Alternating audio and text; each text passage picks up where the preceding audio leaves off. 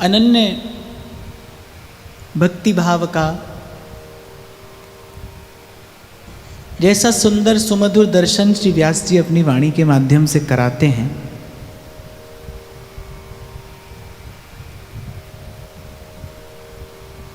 वैसी सरसता और सहजता अन्यत्र दुर्लभ है। और प्रथम दिन से जब से चर्चा आरंभ हुई तब से किसी न किसी प्रकार से व्यासपीठ निवेदन करती ही आ रही है कि वो जो वास्तविक सुवास आती है जीवन में भक्ति की, जो स्वयं को भी सुख देती है, आनंद देती है और इस लोक के भी मंगल का, प्रसन्नता का कारण बनती है, वो वस्तुतः अनन्य भक्ति का आचरण ही है। कल विराम के क्षणों में मैंने आपको निवेदन किया था कि या तो भक्ति है और या भक्ति नहीं है।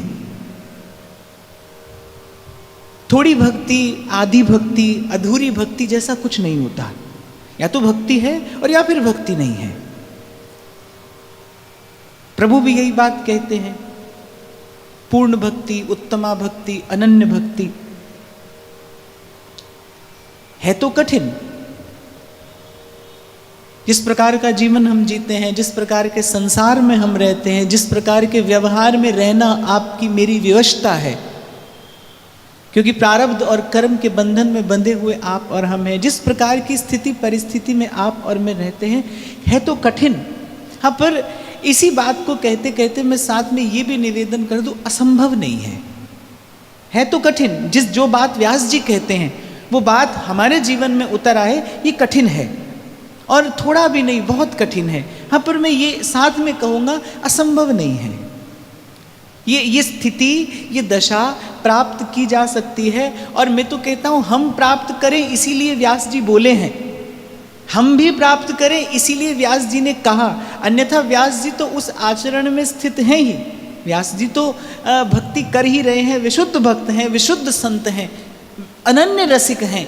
व्यास जी तो कर ही रहे हैं, पर वो करते करते कह रहे हैं क्यों? ताकि आप और मैं भी सुनते सुनते कभी कर पाए। ध्रुवदास जी एक बात कहते हैं, प्राण दिए ये प्रेम न पाइए। पहले ही कह देते हैं भाई ये किसी भी साधन से मिलने वाली वस्तु तो है नहीं। माने कोई ऐसा साधन जिसमें प्राणों का उत्सर्ग कर दिया जाए, वो करके भी इस स्थिति को कहते नहीं पाया जा सकता। पर अंत में कहते हैं कि कुछ कर सकते हैं आप और हम, तो फिर ये कर सकते हैं कि तीही रस को लल चाहिए, कि कम से कम उस रस की इच्छा तो आपके मेरे मन में हो, उस रस की आशा तो आपके मेरे मन में हो। और देखो, करने को तो संसार से भी सुख की आशा हम किए ही बैठे हैं जन्म जन्म से। ये आशा भी तो अंत में आपको और मुझे निराश ही करती आई है। संसार से सुख की आशा भी तो जीव जन्म जन्म से लगाए ही बैठा है, और ये आशा उसको आज तक निराश ही करती आई है। कभी थोड़ा विचार करोगे तो आप पाओगे कि वस्तुतः आपने और मैंने कभी इच्छा ही नहीं की। मैं बार बार एक बात निवेदन करता हूँ, विनम्रता पूर्वक भी कहता हूँ और बल देकर भी कहता हूँ, भजन की, विशुद्ध भजन की इच्छा यही आपके अंतःकरण के सारे कलुष धो देती है। कई अनर्थ निवृत्त हो जाते हैं केवल भजन करने की इच्छा से। अगर वो इच्छा विशुद्ध हो, अगर वो इच्छा केवल भजन की हो, अगर वो इच्छा प्रभु के सुख के लिए भजन करने की हो, भजन केवल भजन के लिए किया जाए, भजन यदि केवल भजन के लिए ही किया जाए तो उसकी इच्छा, उसकी अभिलाषा भी अंतःकरण को निर्मल कर देती, पवित्र कर देती है। और आप एक बार यदि संत की कृपा से, सत्संग की कृपा से इस स्थिति का अनुभव करें तो आप स्वयं अनुभव करेंगे कि वो मन की पवित्रता क्या होती है। कैसे आप देखिए धीरे धीरे आपके मन का कलुष धुल रहा है। जैसे होता है ना कि कोई व्यक्ति गहरी निद्रा से और जब जागता है तो आप देखो वो जागते ही अपनी पूर्ण चेतना में नहीं आता, जगते जगते जगता है। ऐसे व्यास जी कहते हैं, अब मैं वृंदावन धन पाए, कहने सूतो हुतो विषय मंदिर में हितगुरु टेर जगाए। जगे व्यास जी, और जब जगे तब देखा कि अरे अब तक मैं कहाँ सो रहा था। केवल वृंदावन आने की इच्छा जब व्यास जी कहते ना, हरि हम कब हैं ब्रिजवासी, ठाकुर नंद किशोर हमारे, ठकुर आइन राधासी। केवल ये इच्छा व्यास जी को किसी अनिर्वचनीय आनंद में बावरा सा कर देती है। और मैं तो छोटे से अपने अनुभव के आधार पर यही कहूं, आप और मैं इच्छा से अधिक कुछ कर भी नहीं सकते। भजन जीव के स्वभाव में नहीं है। संत कहते हैं कि जीव स्वरूप से तो शुद्ध है, क्योंकि भगवान ने कहा है मेरा अंश है, मामई वांशो जीवलोके जीवभूतः सनातनः, चेतन है, अमल है, सहज सुख राशि है। कहने सुनने को तो अपने लिए ये बात मिलती है, और ये जीव का स्वरूप है भी। जीव स्वरूप से तो शुद्ध है, लेकिन स्वभाव से शुद्ध नहीं है। आपके मेरे स्वभाव में विषय है, आपके मेरे स्वभाव में विषय का अनुराग और आसक्ति है। और ये जो स्वभाव की अशुद्धि है, ये जो स्वभाव की अशुद्धि है, अंतिम परिणाम तो स्वभाव के अनुसार ही आता है भाई। एक व्यक्ति बड़ा सुंदर है, बड़ा रूपवान है, लेकिन स्वभाव से बड़ा कठोर है। कितने दिन उसके साथ निभाओगे? कितने दिन उसके साथ रहोगे? क्यों रहना चाहोगे? और कुछ नहीं है, लेकिन स्वभाव की मधुरता है, तो कभी कभी केवल स्वभाव के बल पर तो पूरा जीवन निकाल लिया जाता है। बड़ी बात तो स्वभाव की है ना, स्वरूप से बड़ी बात स्वभाव की है। जीव स्वरूप से तो शुद्ध है, पर लेकिन स्वभाव से अशुद्ध है। और ये जो स्वभाव की अशुद्धि है, ये अब भीतर ऐसी हो गई है कि कभी कभी एक वस्त्र इतना मैला हो जाता है कि अपना रंग ही बदल देता है। अगर उजला वस्त्र हो और मैला होता चला जाए, तो एक समय ऐसा आएगा जब उसकी उज्ज्वलता पूर्ण रूपेण छिप जाएगी। आप पहचान नहीं पाएंगे कि ये वस्त्र कभी उजला था, वो इतना मैला हो गया है। ऐसे ही बिल्कुल जीव है, संसार के विषय का सेवन करते करते इतना मैला हो गया है कि उसके स्वरूप की उज्ज्वलता छिप गई है, उसके स्वरूप की उज्ज्वलता छिप गई है। तभी तो साईं बुल्ले शाह एक बात कहते हैं, कहते ना मैं सोनी ते ना गुण पल्ले, किसदा मान करे सा। फिर कहते चारे चुक्का मेरियां चिक्कड़ परियां, केड़ी केड़ी मलमल धूसा। कि ये वस्त्र इतना मैला हो गया है कि अब भूल गया है कि कभी ये उज्जवल था, कभी उज्जवल था। स्वभाव में आ गया है आपके मेरे संसार, ये विषय की वासना अब आपके मेरे स्वभाव में है। और जब स्वभाव में आ गई है, तो माने अब आप और मैं ऐसे ही हैं। इसीलिए उस दिन आपसे मैंने कहा था, इतने अशक्त हो गए हैं हम कि अब मनमुख से सन्मुख होने के लिए पहले गुरुमुख होना पड़ेगा। कोई संत बदलेगा हमारी करवट, कोई संत हमको अपने बल से, अपने भजन तेज से, अपने पुण्य पराक्रम से आपको मुझे संसार से हटाकर और प्रभु के सन्मुख करेगा। इसीलिए सबने एक मत से बार बार नहीं, हर बार केवल इन्हीं हरि भक्तों का यश गाया है, गुण गाया है। व्यास जी कहते हैं, सोई घड़ी सोई पल सोई छिन सोई दिन। वही घड़ी घड़ी है, वही पल सफल है, वही क्षण सार्थक हुआ है, और वही दिन शुभ दिन है। सोई घड़ी सोई पल सोई छिन सोई दिन, जब ही मिलत मेरे प्यारे के प्यारे, मेरे प्यारे के प्यारे।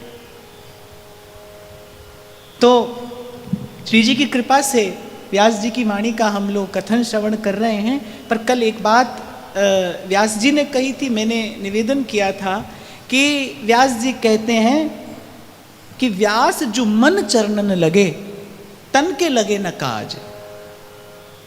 यहां से सुन के जाते हो तो ये ना समझना कि सत्संग हो गया। यहां श्रवण करना तो वस्तुतः सत्संग का आरंभ है।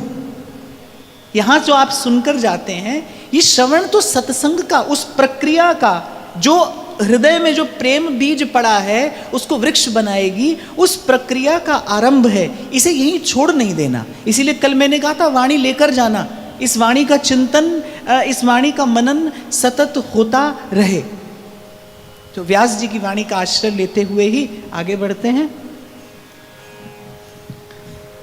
व्यास जहां प्रभु को भजन होते रास विलास, व्यास जहां प्रभु को भजन होते रास विलास, ते कामिनी बस है गए पूत पितर के दास।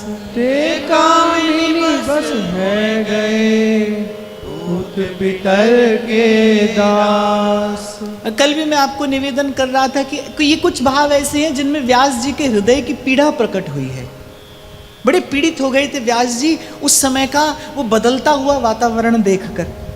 जब व्यास जी ने कहा ना, रसिक रसिक सब चल बसे और नीरस रहे कुवंश, जब चारों ओर, क्योंकि व्यास जी ने संग किया श्री महाप्रभु जी के चरणों का, व्यास जी ने संग किया रसिक अनन्य नृपति स्वामी श्री हरिदास जी महाराज का, ऐसे ऐसे ऐसे ऐसे दिव्य जनों के संग व्यास जी रहे। और जब ये अंतर ध्यान हुए और व्यास जी ने देखा कि किस प्रकार कलयुग ने, किस प्रकार समय ने अपना अपना रंग दिखाना आरंभ किया और कैसे धीरे धीरे चहु और भक्ति भावना क्षीण होती गई, तो व्यास जी के मन में बड़ी पीड़ा हुई। अरे व्यास जी ने तो अपने घर के जनों को नहीं छोड़ा।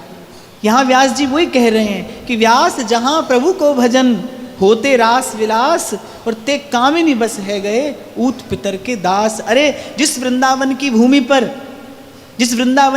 पर विशुद्ध भजन और प्रियालाल का रास विलास होता था, व्यास जी कह रहे आज उस भूमि पर काम कामना के वशीभूत विषयी जन आकर बसे हैं। और ऊत पितर के दास माने भूत प्रेत तंत्र मंत्र आदि जाने किन किन विधियों का सेवन कर रहे हैं। जब ऐसी दुर्दशा देखी व्यास जी ने तो उनके मन में बड़ी पीड़ा हुई। खाए सोए सुख मानही कामिनी उर लपटाई। खाए सोए सुख मानही कामिनी उर लपटाई।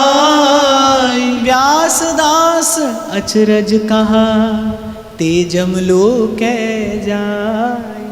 व्यास दास अचरज कहा तेजम लोक जाय। और जो पूर्व की दो पंक्तियां मैंने आपसे निवेदन की, इससे एक और संकेत मिलता है और उसे व्यास जी का संदेश समझना चाहिए कि देखो, पूर्व भी मैं आपको कहता रहा कि संसार तो भाई ऐसा ही था और ऐसा ही रहने वाला है।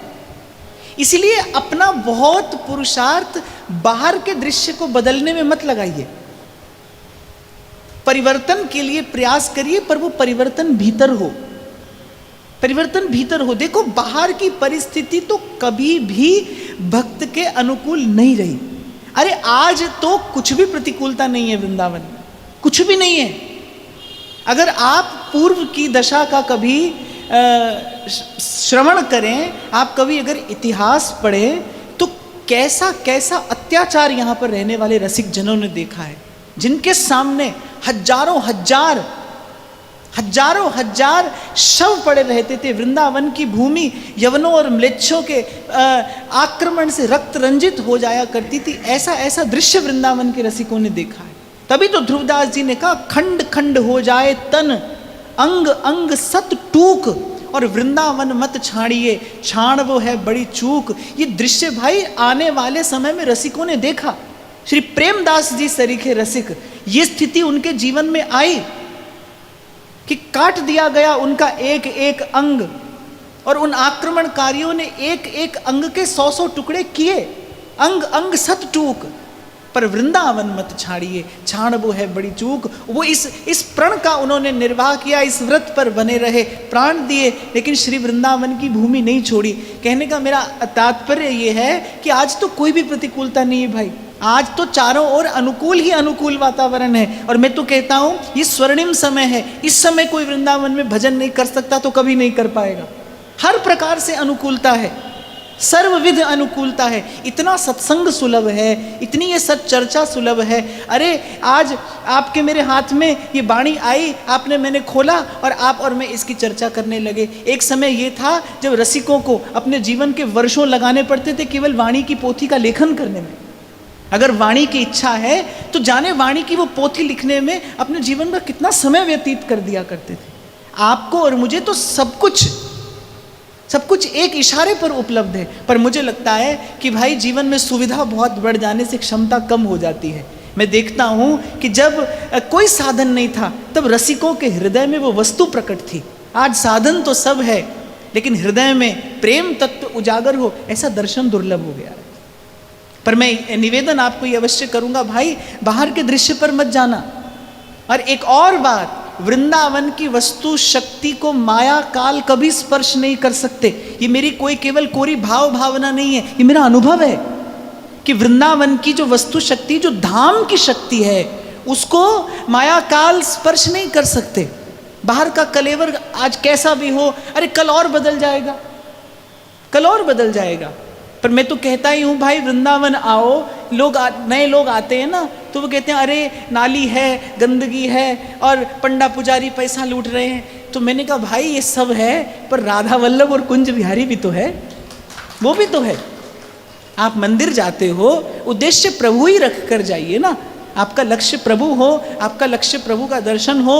और जो मैं आपको कह रहा हूँ ना भाई, रसिकों ने तो बहुत बहुत कठिन समय देखा है, खाने को भोजन नहीं है, छोटी से छोटी वस्तु का अभाव है, लेकिन वो जीवन धारण किए हैं। और उनका जीवन व्रत कैसा है, सिर काटूं पावक जरूं, डूब मरूं विष खाऊं, पर वृंदावन छाड़ के अनंत न कित हूँ जाऊं। इस जीवन व्रत का उन्होंने निर्वाह किया है। किसके बल पर? केवल एक इच्छा थी ना, दीजो श्री वृंदावन वास, निरखूं श्री राधा वल्लभ लाल को, ये जोरी मेरे जीवन प्राण, निरखूं श्री राधा वल्लभ लाल। मुझे तो लगता है श्री जी ने खोल दिया है अपना द्वार, श्री जी ने अपना घर आंगन खोल दिया है। यहाँ पर आकर सब सुख सुविधाओं से सुसज्जित अपना भवन बनाइए, रहकर भजन करिए, आपकी इच्छा हो।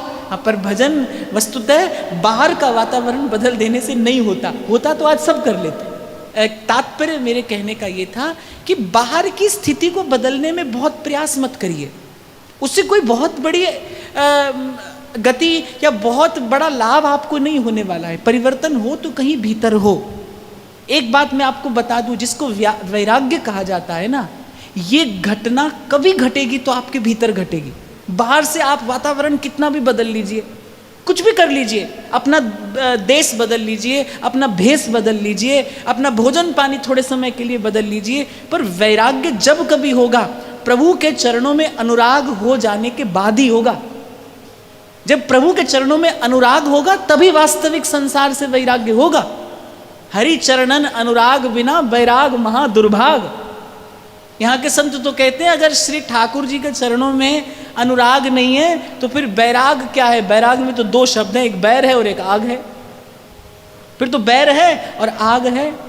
प्रभु के चरणों का अनुराग प्राप्य है, वैराग्य तो स्वतः होता है। ये घटना तो सहज में घट जाती है। मन मैंने कहा था ना, एक है उसको रस चाहिए, उसको श्री जी के चरणों का रस मिलने लगेगा, अरे वो संसार की और आपके दिखाने पर भी नहीं देखेगा। हो सके तो वो ऐसी स्थिति लेकर आइए जब खूब संसार हो आपके चारों ओर, सब कुछ हो आपके चारों ओर, आपका मन भी उसका स्पर्श ना करे। वैरागी कौन है? भरत जी का वैराग्य वैराग्य है। 14 वर्ष तक दृष्टि केवल प्रभु की चरण पादुका पर रहती है। अयोध्या के एक छत्र सम्राट और भगवान ने तो कहा था कि हमारे प्रतिनिधि बनकर राज सिंहासन की सेवा करो। चाहते तो कोई भी सुख भोग सकते थे, पर उनका मन भी स्पर्श नहीं करता। अयोध्या के राज सुख के किसी भोग ऐश्वर्य को उनका मन भी स्पर्श नहीं करता, क्योंकि मन में ठौर ही नहीं है। सूरदास कहते हैं ना, उर में रही नाहिन ठौर, नंद नंदन अछत, अब कैसे आनी है उर और। रहीम एक बड़ी प्यारी बात कहते हैं कि नैनन पिए मूरत बसी, तो पर छवि कहाँ समाए, भरी सराय रहीम लख, पथिक आप फिर जाए। भीतर भरा होगा ना प्रभु का प्रेम, अरे आएगा, संसार बहुत आएगा, आने दीजिए। भक्त की तो सेवा में खड़ी रहती हैं रिद्धियां सिद्धियां, भक्त तो देखता भी नहीं उनकी ओर। भक्त की सेवा में रिद्धि सिद्धि सदा खड़ी रहती है, उसे केवल एक स्वीकृति देनी है। भगवत रसिक देव कहते हैं, माया को सब जग भजे, फिर माधो भजे न कोय, जो कदापि माधो भजे माया चेरी होए। और कैसी चेरी? माया चेरी होए रहे पगसों लपटानी। भक्त के तो चरणों में लुटती है माया, और भक्त तो दृष्टि भी नहीं डालता। रहे तो भी उसकी नहीं है, ना रहे तो भी उसकी नहीं, क्योंकि उसके तो प्रभु हैं, उसके तो वो प्रियतम हैं। तो प्रयास यही करिए कि व्यास जो मन चरणन लगे, तन के लगे न काज। तो ये जो पंक्तियां व्यास जी ने कही हैं, ये संकेत करती हैं कि भाई प्रतिकूलता बाहर सदा रही है और सदा रहेगी, इस ओर बहुत ध्यान न दीजिए, बस प्रयास करिए जिस रंग में, ढंग में, संग में प्रभु ने आपको रखा है ना, वहीं से अपना मार्ग बनाना आरंभ करिए।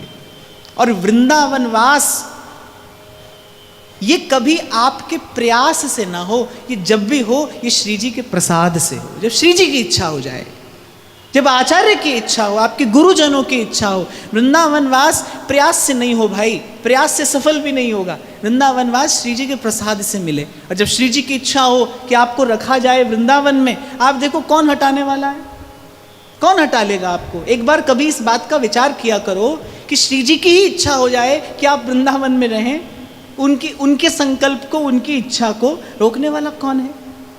कुछ ऐसा करिए, कुछ ऐसा करिए, संसार के किसी भी कोने में रहते हुए कोई ऐसी भजन भावना अपने भीतर विकसित करिए कि प्रियालाल की इच्छा हो जाए कि भाई ये सखी तो अब हमारे वृंदावन में रहे तो अच्छा है, वो ले आए आपको यहाँ। खींचातानी मत करिए, मैं बार बार आपसे कहता हूँ, संसार की गुत्थी पहले ही बहुत उलझी है भाई, इसे और मत उलझाइए। जहाँ है वहीं से समर्पित होकर बस प्रभु की ओर देखिए, श्री जी की ओर देखिए, उनके स्वभाव की ओर देखिए, श्री जी के स्वभाव की ओर देखिए। सहज स्वभाव परो नवल किशोरी जू को, मृदुता दयालुता कृपालुता की राशि है। इस स्वभाव का विचार करिए। तो यहां व्यास जी ने कहा, खाए सोए सुख मानहि कामिनी उर लपटाई, व्यास दास अचरज कहा तेजम लोक जाय। व्यास जी कह रहे भाई खाता है, सोता है और कामिनी उर लपटाई और केवल विषय का भोग करता है, तो भाई व्यास कह रहे इसमें आश्चर्य क्या है। व्यास दास अचरज कहा ते जमलोके जाए। और यम अर्थात मृत्यु, मृत्यु अर्थात भक्त की मृत्यु नहीं होती, जिसकी मृत्यु हुई है उसका फिर जन्म होगा, जिसका जन्म हुआ है उसकी मृत्यु होगी, क्योंकि दोनों एक दूसरे के साथ जुड़े हैं। बहुत ध्यान से सुनना, जन्म हुआ है तो मृत्यु निश्चित है, और यदि मृत्यु हुई है तो फिर जन्म भी निश्चित है, फिर जन्म होगा। इससे बचने की युक्ति तो मुक्ति है। और कल मैंने विराम के क्षणों में कहा था, और मुक्ति कैसी, जब जीवन भी हो और मुक्ति भी हो। अपनी मुक्ति का सुख आप देखो, अपनी मुक्ति का सुख आप अनुभव करो, आपकी मुक्ति का सुख, आपकी मुक्ति का नजारा संसार देखे, तब तो मुक्ति मुक्ति है। पर ध्यान रखना, जन्म हुआ है तो मृत्यु होगी, और मृत्यु हुई है यदि तो जन्म होगा। मैं कई बार एक छोटी सी पंक्ति आपको सुनाया करता हूं कि इच्छा भी हो और प्राण चले जाएं तो मृत्यु हो, प्राण रहें और इच्छा चली जाए तो मुक्ति है। छोटी सी बात है बस ये। अभी इच्छा है और मर गए तो मृत्यु हुई है, फिर आना पड़ेगा, पर जीवन है और इच्छा चली गई, यही मुक्ति है। इसी का नाम मोक्ष है, और यहीं से भक्ति का आरंभ होता है। सब सोहित निष्काम मति वृंदावन विश्राम, यहीं से आरंभ होता है उस विशुद्ध, उस परमोज्वल भजन भावना का। राधा वल्लभ लाल को हृदय ध्यान मुख नाम। तो व्यास जी कह रहे हैं भाई खाना पीना सोना है और केवल विषय का भोग है जीवन में, तो फिर कह रहे व्यास जी ते जम लोके जाए, इसमें कोई आश्चर्य नहीं है। और फिर यही पुनरपि जन्मम पुनरपि मरणम और पुनरपि जननी जठरे शयनम। आगे साधक को सचेत करते हुए व्यास जी कहते हैं, नारी नागिनी बाघनी ना की जय विश्वास, नागिनी बागिनी ना की जय विश्वास, जो वाकी संगति करे अंत जु होई विनाश, जो वाकी संगत करे अंत जु होए विनाश। हमारे महाप्रभु की बोलन जो है ना बड़ी मधुर है। कठोर बात तो उनके मुख से निकलती ही नहीं। कोई बात वो सावधान करने के लिए भी कहते हैं ना, तो बड़े प्रेम से, बड़े लाड़ से कहते हैं। कहते ताते भैया मेरी सौ कृष्ण गुण संचु, माने वो यदि आपको सावधान भी कर रहे हैं ना, आपको सचेत भी कर रहे हैं, तो बड़े लाड़ और प्रेम से कर रहे हैं। पर महाप्रभु ने अपनी पूरी वाणी में एक स्थान पर मूर्ख शब्द का प्रयोग किया, सुन सिख मंद। एक स्थान पर महाप्रभु ने मूर्ख शब्द का प्रयोग किया है। और कहाँ किया है? जब साधक को, उपासक को सावधान किया है, पर धन और पर तिय बंजु।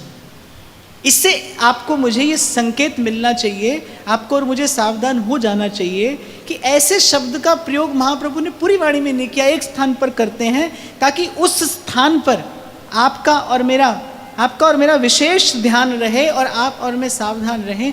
साधक को सर्वाधिक हानि होती है यहाँ दो बात से, कंचन और कामिनी।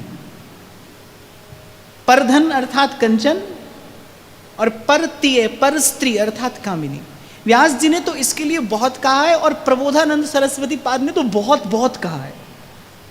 व्यास जी ने भी बड़े अटपटे शब्दों में भी कहा है, प्रबोधानंद सरस्वती तो अतिशयोक्ति करके भी कहते हैं अपनी वाणी में। हम लोगों की तो सामर्थ्य भी नहीं है कि वैसी बात कह सकें, सभा में कहने योग्य बात भी नहीं है जिस प्रकार प्रबोधानंद सरस्वती पाद कहते हैं। पर महाप्रभु ने भी कहीं इस प्रकार की शब्दावली का प्रयोग नहीं किया, एक स्थान पर करते हैं, शायद इसीलिए कि आपका और मेरा विशेष ध्यान रहे उस स्थान पर। आचार्य क्या संकेत करना चाह रहे हैं? कह रहे परधन परतीय बंजू। जो भजन के साधन के मार्ग पर चला है, जो साधक या उपासक हो गया है या होने का प्रयास कर रहा है, भाई किसी भी स्थिति में इन दो से साधक को बचकर रहना चाहिए, पर धन और पर स्त्री। यहाँ व्यास जी ने जब कहा ना नारी नागिनी बागिनी, ये वस्तुतः किसी स्त्री के लिए नहीं कहा है, पर स्त्री के लिए व्यास जी कहते हैं। नारी नागिनी बागिनी ना कीजिए विश्वास, और जो वाकी संगति करे अंत जू होए विनाश। गोस्वामी जी भी कहते हैं काम क्रोध मद लोभ सब नाथ नरक के पंथ। गोस्वामी जी ने भी कहा इन परिहर रघुबीर भजही भजही जेहि संत।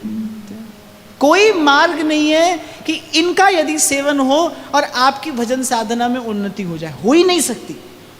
इसीलिए साधक को बलपूर्वक, प्रयास पूर्वक, पुरुषार्थ पूर्वक और सतत प्रभु से प्रार्थना करते करते यही और इसी प्रकार का जीवन यापन करने का प्रयास करना चाहिए कि ये दो दुर्गुण जीवन में ना आए, ना तो पर धन की आसक्ति हो और ना कभी मन से भी पर स्त्री का सेवन हो, क्योंकि साधक को पता भी नहीं है कि इससे कितनी बड़ी हानि साधक जीवन को पहुंचती है। तन मन चित्त सब मैला होता है केवल इस प्रकार का चिंतन करने से। और मैंने तो पूर्व में आपको एक संकेत भी किया था कि बात थोड़ी अटपटी है, पर मुझे लगता है महाराज जी कि विषय के सेवन से भी ज़्यादा मन मैला विषय के चिंतन से होता है, क्योंकि विषय का सेवन तो थोड़ी देर के लिए किया जाता है और उससे अधिक चाहे भी तो आप नहीं कर सकते। किसी भी विषय का सेवन हो लेकिन आप थोड़ी ही देर के लिए उसका सेवन कर सकते हैं, पर विषय का चिंतन तो सतत किया जाता है। इसीलिए विषय के सेवन से कहीं अधिक हानि विषय के चिंतन से होती है। तो पर धन और पर स्त्री, इसका तो चिंतन भी साधक के जीवन में ना हो, कि चिंतन भी कहीं मन को, चित्त को पूर्ण रूपेण मैला कर देता और भाई होते होते प्रभु से और गुरुजनों से विमुखता हो जाती है, जी विमुख हो जाता है। कोई ना कोई ऐसा आचरण कर बैठता है जिससे सदा सदा के लिए भगवत विमुख हो सकता है। इसीलिए ऐसे ऐसे शब्दों का प्रयोग व्यास जी करते हैं। आगे कहते हैं व्यास पराई कामिनी कारी नागिन जान।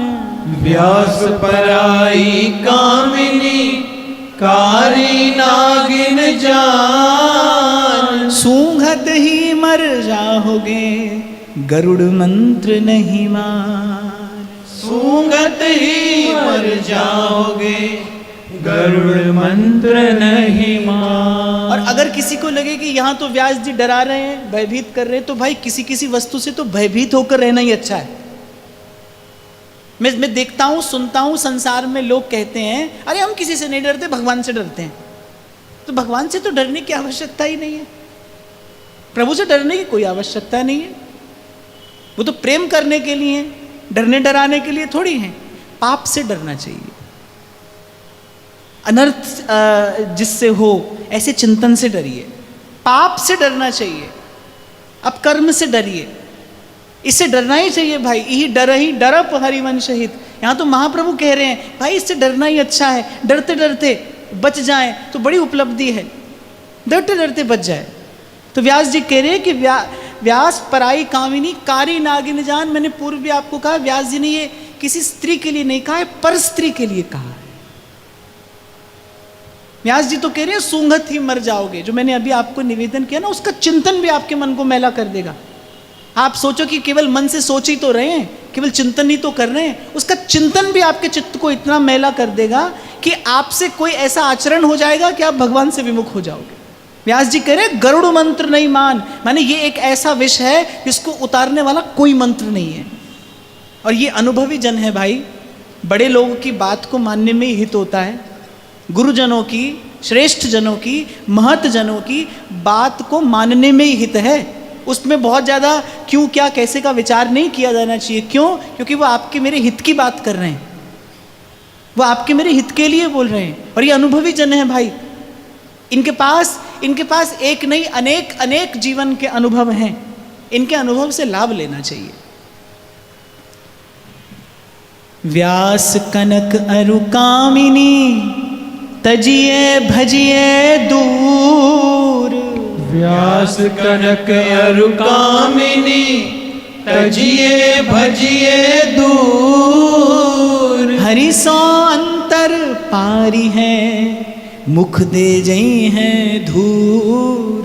हरि सो अंतर पारी है मुख दे जे है दूर। सो ये बात मैं आपको कह रहा था कि भाई श्री ठाकुर जी से जीव को दूर ले जाते हैं ये दोनों, पर धन और पर स्त्री। और माताओं बहनों को भी इससे ऐसा ही संकेत समझना चाहिए, क्योंकि साधक केवल पुरुष नहीं होता, साधना तो कोई भी करता है। ये दोनों के लिए कही हुई बात है। व्यास जी कह रहे हैं कनक और कामिनी तजिए भजिए दूर, माने इनसे दूर रहना भाई, दूर भागिए इनसे। हरि सो अंतर पारी है। अंतिम परिणाम क्या है? भगवान से जीव दूर हो जाता है, ठाकुर जी दूर हो जाते हैं भाई, छूट जाता है वो भजन का पथ, छूट जाता है। वो जो डोर गुरुजन हाथ में देते हैं भाव की, भजन की, जिसको पकड़कर उस पार जाया जाता है, वो डोर, वो छोर, वो सिरा हाथ से छूट जाता है। व्यास कनक और कामिनी तजिए भजिए दूर। हमारे गिरिराज जी वाले पंडित श्री गया प्रसाद जी महाराज, वो तो कहते थे दो चीज से साधक हमेशा दूर रहे, एक सेठ और एक स्त्री, माने वही कंचन और कामिनी। बार बार ये लोग एक बात कहते हैं, अपने अपने शब्दों में, अपने अपने भावों में कहते हैं, क्योंकि भाई इससे साधक जीवन को सबसे बड़ी हानि होती है। और मैं फिर कह रहा हूं, तन से सेवन करने से नहीं, मन से सेवन करने से भी हानि है। ये अन्यथा विचार मन मैला करता है, और मैला होते होते मन ऐसा हो जाता है कि आपका हाथ पकड़कर आपको आपके प्रभु से दूर ले जाएगा। अंततः है तो अभी आप और मैं मन के ही अधीन ना। अभी तो आपका मेरा सारा संसार, भीतर हो या बाहर हो, मन के ही तो अधीन है। सब लोग ऐसा ही तो करें, मन किया था खा लिया, मन किया था चल दिए, मन किया था बैठ गए, मन किया था मिल लिए, सब मन ही तो कर रहा था और आप करते चले जा रहे थे, करते चले जा रहे हैं। तो भाई मन के ही तो अधीन है। मन हाथ पकड़ के ले जाएगा चिंतन कराते कराते वहां जहां से भजन का मार्ग छूट जाएगा। व्यास कनक रुकामिनी ये लांबी तरवार। व्यास कनक अरु कामिनी ये लांबी तरवार। चले हुते हरि भजन को बीच ही लीने मार। चले हुते हरि भजन को बीच ही लीने मार। अच्छा, और व्यास जी ने अपने निकट, अपने आसपास चारों ओर ऐसी घटनाएं घटती देखी होंगी, तभी तो व्यास जी कह रहे हैं कि चले होते हरि भजन को। एक शायर बड़ी अच्छी बात कहता है महाराज जी, कहता है नित नए नक्श बनाते हो मिटा देते हो, नित नए नक्श बनाते हो मिटा देते हो, जाने किस जुर्मे तमन्ना की सजा देते हो।